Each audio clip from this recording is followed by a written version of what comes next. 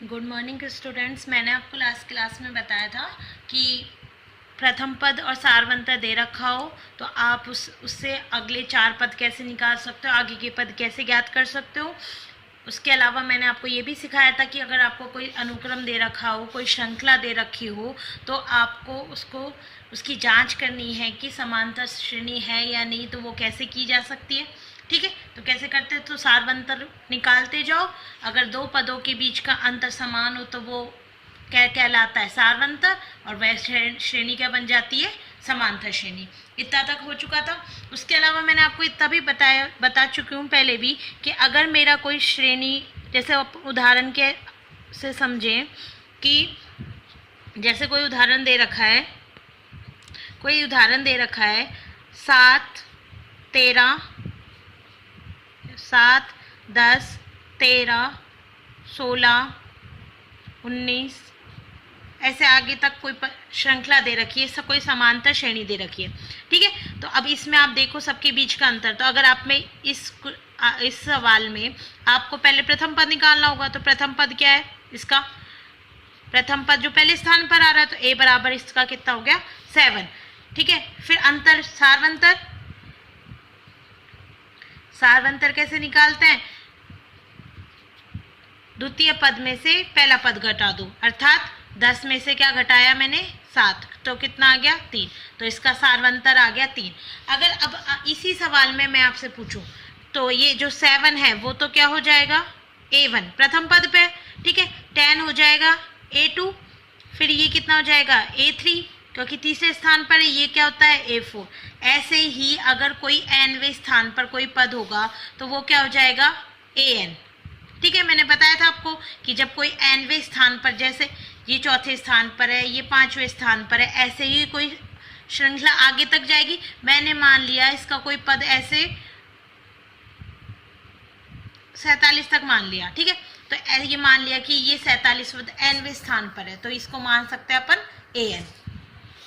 ठीक है, तो अब आपने an निकालने के लिए क्या, आप श्रेणी में कैसे करा था आपने, प्रथम पद है तो प्रथम पद मतलब a1 a के बराबर होता है, प्रथम पद 7। फिर उसमें दूसरा पद निकालने के लिए क्या किया था आपने, 7 में कितना जोड़ा, 3। 7 में 3 जोड़ा तो आपका कितना आ गया, 10। तो मतलब क्या हुआ, 7 में 3 जोड़ा, पहले स्थान पर कितना था, 7। दूसरे स्थान पर दूसरा पद लाने के लिए हमने क्या किया था, 7 में 3 जोड़ा।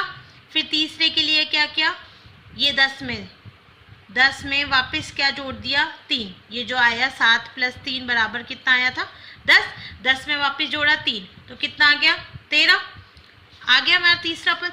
तीसरे पद के बाद अगर हमको चौथा पद निकालना है तो फिर अब वापस क्या जोड़ दो, सारवंतर 3, तो कितना आ गया, 16। ऐसे आते जाएंगे। अब देखो, ये पहले स्थान पर a, दूसरे स्थान पर a प्लस ये 3 क्या होता है अपना सारवंतर, तो कितना आ गया, a + d। फिर तीसरे स्थान पर क्या आ रहा है, ये कितना हो गया, a + d का मान 10 के बराबर, तो a + d प्लस में वापस d, यही हुआ। और ये कितना हो गया, a + के 2d के बराबर, a + 2d के बराबर। फिर a + 2d का मान, तीसरा पद का मान मतलब a3 का मान कितना आ गया, a + 2d। फिर a4 क्या था अपना, 16 तो उसमें क्या किया, तीसरा पद अपना कितना है, a प्लस में 2d, उसमें वापस क्या जोड़ दिया था अपन ने, सारवंतर, तो कितना आ गया, a + 3d। ऐसे मान आते जा रहे हैं। अब देखो, पहले स्थान पर a1, तो a1 किसके बराबर है, a के। a2 किसके बराबर आ गया, a + ad के। a3 किसके बराबर हो जाएगा, a3 बराबर a + 2d के। और a4 किसके बराबर हो जाएगा, a + 3d। देखो, पहले में तो पहला तो प्रथम पद ही रहेगा, लेकिन दूसरे में देखो, दूसरे में क्या किया जा रहा है, दूसरे में यहाँ पर कितना d आ रहा है, 1। अर्थात इसको मैं ये नहीं लिख सकती कि a + 2 में से 1 को अपन 2 - 1 लिख सकते हैं, और वो किसके बराबर आ गया, इंटू d। देखो, 2 - 1 1 और 1 d हो गया। फिर अगर मैं तीसरे पद को ये नहीं लिख सकती, तीसरा a3 बराबर कितना है, a2d। इसको ऐसे भी लिखा सकता है, 2 का मतलब 3 में से मैं 1 घटाऊं तो कितना आ जाता है, 2, तो कितना आ गया, a + 3 - d। इसी प्रकार हम ये तो कर रहे हैं, तीसरे पद में यहाँ कितना है 2, चौथे पद में यहाँ पे कितना है 3। तो मैंने इस तरह से इसको सूत्र बना लिया कि तीसरे पद के लिए a प्लस 2 को मैं 3 माइनस 1 लिख सकती हूँ, इसी प्रकार 1 को मैं 2 माइनस 1 लिख सकती हूँ। फिर a 4 है, इसको किस प्रकार से लिखा जा सकता है, a प्लस 3d के बराबर है। फिर इसे a प्लस 3 को लिख सकते हैं हम 4 माइनस 1, 4 में से 1 घटाया तो कितना आ गया 3, तो आ गया। तो ये सूत्र बन गया तीसरे के लिए। यहाँ पर अगर n हो, मतलब यहाँ 2 है तो यहाँ क्या लिखना है 2 माइनस। अब a1 के लिए भी लिख सकते हो, देखो a1 बराबर a प्लस, ठीक है, 1 में से क्या घटाना है वापस 1, जब भी तो 0 आएगा, और 1 में 0, 0 गुना d कितना आ गया 0, तो मान ओनली कितना आ गया यहाँ पर a आ गया। तो एक सूत्र बन गया कि पहले के लिए पहले 1 में से घटा दो, 2 के लिए 2 माइनस 1 करना है। a तो सब में ही समान आएगा, सबके पास है a तो, ठीक है, लेकिन जो d है d के बीच का अंतर है, तो यहाँ 2 है तो 2 माइनस 1, फिर 3 है तो यहाँ 3 माइनस 1, 4 के लिए क्या करते हैं 4 माइनस 1।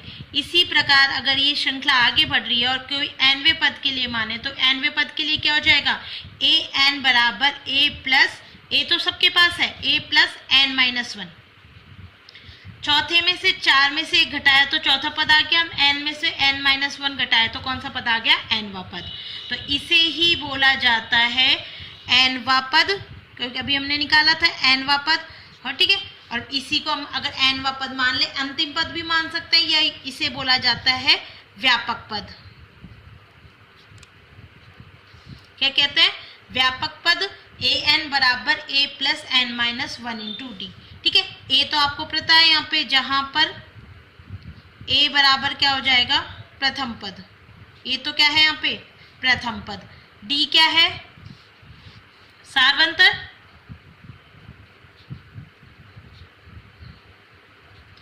और n क्या होगा, n होगी पदों की संख्या।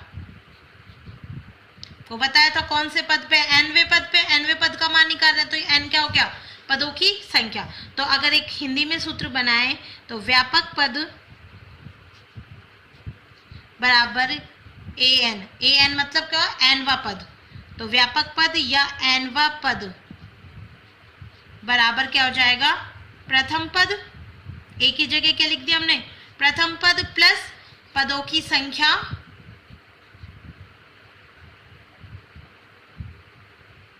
माइनस 1 गुणा में क्या सार्वंतर, यही हुआ। तो ये एक सूत्र बन गया कि व्यापक पद या nवां पद बराबर हो गया प्रथम पद प्लस में पदों की संख्या माइनस 1 गुणा में सार्वंतर, ठीक है। तो आप इस सूत्र के आधार पर आप कोई भी प्रश्नावली में कोई सा भी पद निकाल सकते हो। जैसे उदाहरण में यही उदाहरण था, इसमें मैं पूछूं आपसे कि ये आपको ये पहला पद, दूसरा पद, तृतीय पद, चौथा पद, पांचवा पद, अब मैं पूछ लूं कोई 20वां पद, ये सारा अगर मैं पूछ लूं कि कोई 20वां पद ज्ञात कीजिए, तो आप एक एक निकालोगे तो आपको बहुत ज़्यादा टाइम लगेगा, चलो 20 तक फिर भी निकाल लोगे। लेकिन अगर यही चीज़ मैं बोलूँ 100वां पद, तो कहाँ तक निकलेगा, इससे तो डायरेक्ट अपन जोड़ जोड़ के निकालने में तो बहुत टाइम लग जाएगा, वो तो निकाल नहीं सकते। तो आपको क्या करना होगा, आपको इस सूत्र की सहायता से, कौन से पद की बात कर रहा है, पहले मैंने बात करूँ अगर 20वें पद की, ठीक है, तो 20वें पद के लिए मतलब n का मान कौन सा 20वां पद, तो यहाँ क्या हो जाएगा 20वां पद, 20वां पद किसके बराबर है a 20 के, यही हुआ, n की जगह क्या रख दिया हमने 20, फिर a का मान तो a है, फिर प्लस n की जगह वापस यहाँ पे 20 रखा तो यहाँ भी 20 रखा जाएगा, 20 माइनस 1 इंटू डी। अब देखो a का मान सार्वंतर कितना था इसका 7, इस सवाल के लिए सार्वंतर था 7, प्लस 20 माइनस 1 इंटू 19 गुणा में डी, डी कितना था अपना 3, बस मान रख दिया। तो आप इसके आधार पर कोई सा 19 गुणा 3 कितना हो गया 57, तो 57 में 7 जोड़ा तो कितना आ जाएगा 64, तो आपका 20वां पद कितना आ जाएगा 64, ठीक है। इसी प्रकार अगर मेरे को 100वां पद निकालना हो तो इसी पद में a प्लस 100 माइनस 1, n की जगह क्या रखना है आपको 100, तो 100 माइनस 1 इंटू डी। ए का मान कितना हो गया 7 प्लस 100 माइनस 1 कितना हो गया 99 गुणा में 3 कर लीजिए। 9 8 9 3 27, 9 3 27 और 2 29 में कितना जोड़ना है 7, तो कितना आ गया 304। तो कितना आ गया आपका 100वां पद 304। आप इस सूत्र की सहायता से इस श्रृंखला या समांतर श्रेणी का कोई भी पद ज्ञात कर सकते हो। ठीक है, कैसे ज्ञात कर सकते हो मैंने आपको बता दिया कि अगर आपसे 20वां पद पूछे, 100वां पद पूछे, nवां पद पूछे, तो ये अगर मैं यही कोई सवाल है और इसमें मैं अगर सवाल में पूछूं आपका सूत्र व्यापक पद का क्या है a plus n minus 1 into D. अगर मैं पूछूं आपसे 20वां पद, सॉरी मान लो 15वां पद पूछा, तो क्या हो जाएगा a plus 15 minus 1 into D. अब जो भी आपको प्रथम पद दे रखा और सार्वंतर दे रखा मान रखो, तो a प्लस कितना आ गया 14 डी।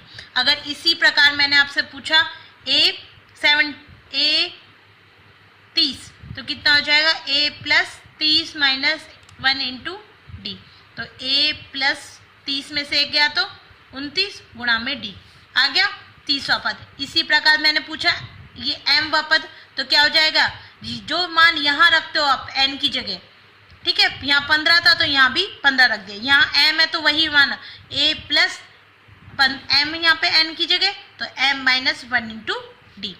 इसी प्रकार अगर मैं पूछूं a m प्लस n वाला पद, तो क्या हो जाएगा n की जगह क्या रख दिया, रखना है आपको m प्लस n, तो a plus m plus n, उसमें से क्या घटाना होगा आपको 1 घटा दिया इंटू डी, तो आ गया a m प्लस n।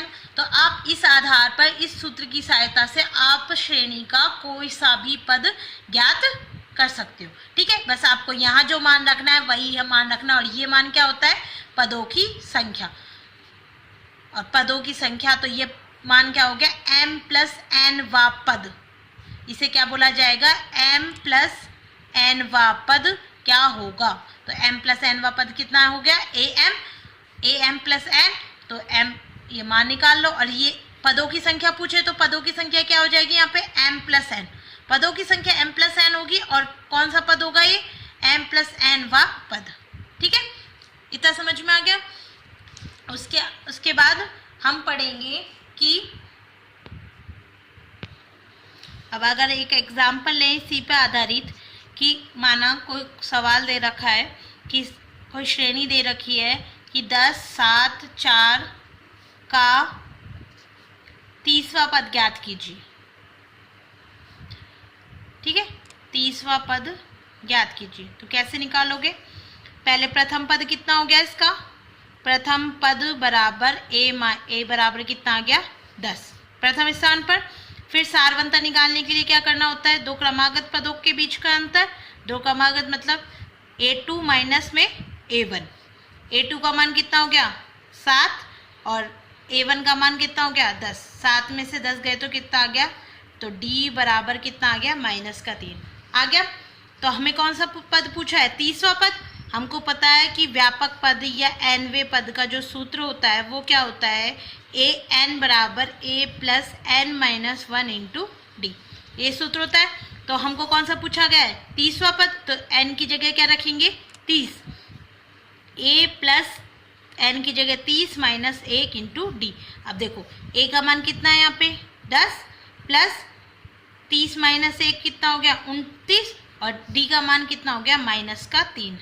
मान रखे जितने भी हल करो 10 प्लस प्लस और ये माइनस में हो जाएगा, तो माइनस 29 को किससे गुणा करेंगे माइनस 3 से, कितना आ जाएगा 87, और 87 वो भी किसका माइनस का 87 घटा दो माइनस में 87, तो कितना बचेगा माइनस का 77। तो 30वां पद कितना आ गया आपका माइनस का 77। ठीक है, प्लस माइनस किसी में भी आ सकता है।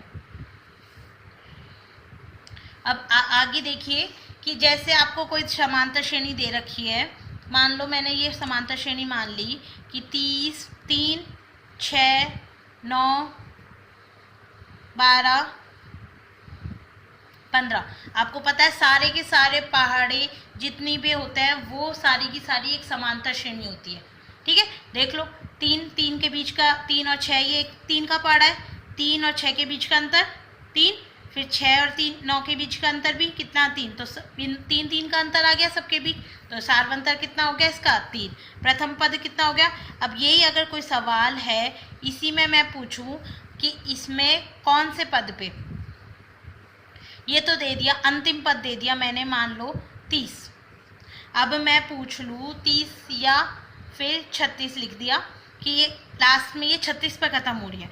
अब आपसे ये सवाल किया जाए कि ये कोई समांतर श्रेणी है, तो समांतर श्रेणी में ज्ञात कीजिए कि 36वां कौन सा पद है, मतलब कौन से स्थान पर कौन से पदों की संख्या पर कौन 36 आएगा। ठीक है, आपको ये पता है कि पहले स्थान पर 3 है, 6 दूसरे स्थान पर कितना आ रहा है 6, 9 किस कौन से स्थान पर है, तीसरे स्थान पर। इसी प्रकार मैं पूछूं कि 36वें कौन से स्थान पर है, या सवाल किया जाए कि कौन सा पद 36 है। ठीक है, तो क्या करना होगा, वही आपको प्रथम पद तो कितना हो गया इसका, प्रथम पद a बराबर तो हो गया 3, फिर सार्वंतर d बराबर 6 माइनस 3 मतलब a2 माइनस का a1 कितना आ गया 6 माइनस 3 बराबर कितना आ गया 3 आ गया। अब मैं पूछ रहा है कि 36वां पद कौन सा है, अर्थात कौन से पद पर या पदों की संख्या कौन से पद पर 36 आएगा। ठीक है, तो 36 आएगा तो उसके लिए कैसे करेंगे कि पहले सबसे पहले मानेंगे कि माना, इसको हम लास्ट का पद मान लेते हैं, एनवा पद मान लेते हैं कि एनवें स्थान पर आ रहा है 36, माना एनवा पद ए एन बराबर कितना हो गया 36, क्योंकि हमें नहीं पता कौन से स्थान पर है, हमने कौन से स्थान पर मान लिया इसे एनवें स्थान पर कि एनवें स्थान पर आ रहा है, फिर हम एन का मान निकाल लेंगे तो इससे पता चल जाएगा कि 36 कौन से स्थान पर आ रहा है। तो एनवा पद ए एन बराबर कितना आ गया 36, और एक सूत्र पता है हमको ए एन बराबर a plus N minus 1 into d. बस मान रखो ए एन का मान हमने कितना मान लिया 36वां पद है। ठीक है, तो 36 बराबर ए का मान कितना हो गया 3 प्लस एन माइनस 1, हमें एन तो पता ही नहीं है, पदों की संख्या ये तो ज्ञात करनी है कि कौन से पद पर 36 आ रहा है, तो एन माइनस 1 इंटू डी का मान कितना हो गया 3, फिर गुणा कर लो 3 में से इधर गया तो 36 माइनस 3 का पक्षांतरण कर दिया और 3 को गुणा कर दिया। इस सवाल को मैं आगे सवाल कर रही हूँ, सवाल क्या था 3 6 9 12 15। ठीक है, प्रथम पद ए का मान कितना आ गया था 3, डी का मान आ गया था 6 माइनस 3 बराबर 3, और मैंने मान लिया था कि एनवें स्थान पर वो पूछा था कि 36 ना, ये 36 है वो कौन से पद पर है, कौन से स्थान पर है, ये जैसे 3 कौन से स्थान पर है पहले पर, 6 कौन से स्थान पर द्वितीय पद पर, 9 तृतीय पद पर है, तो 36वां कौन सा पद है। ठीक है, तो क्या करेंगे सबसे पहले माना कि जो 36 है वो एनवा पद है, मान लिया कि एनवा पद ए एन बराबर कितना हो गया 36, मान लिया मैंने कि ए एन बराबर 36। फिर आपको एक सूत्र पता है कि ए एन बराबर a plus N minus 1 into d, एनवे पद का सूत्र होता है ए एन बराबर, तो ए एन का मान हमने कितना मान लिया 36, तो ए एन की जगह क्या रख देंगे 36, फिर ए का मान कितना हो गया 3 plus N minus 1 into D, N का मान तो हमें पता ही नहीं है, हमें पूरे पद का मान पता है कि एन व पद कितना है 36, लेकिन ये नहीं पता कि एन क्या है, यहाँ पर वही तो ज्ञात करना है पदों की संख्या, कौन से पद पर ये 36 आ रहा है।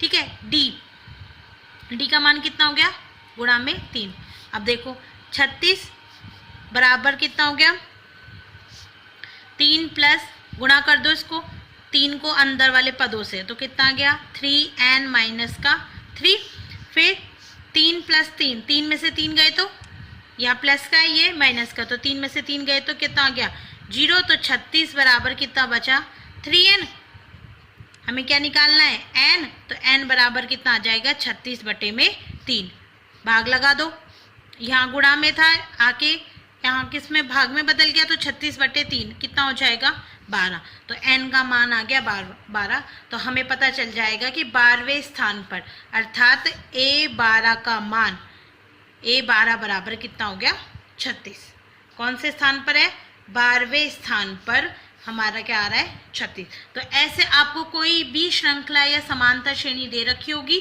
कि उसमें आगे आपको पूछ लिया होगा कि ये कौन से पद पे आ रहा है। ये तो 36 निकालना तो फिर भी 3 का पहाड़ा बोल के इतना सा निकाल सकते हैं, लेकिन अगर आपको कोई हजारों में कोई संख्या दे रखी हो तो आपको कैसे ज्ञात करना है, पहले उसको क्या मान लो nवें पद के बराबर, कि nवां पद है, फिर आप nवें पद का सूत्र लगाओ, सारवंत और प्रथम पद रखो, उसका मान रखो और फिर n का मान निकाल लो, तो पता चल जाएगा कि nवें कौन से nवें स्थान पर या कौन से पद पर वह मान आ रहा है, वह संख्या आ रही है।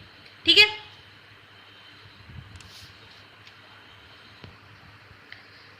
Thank you.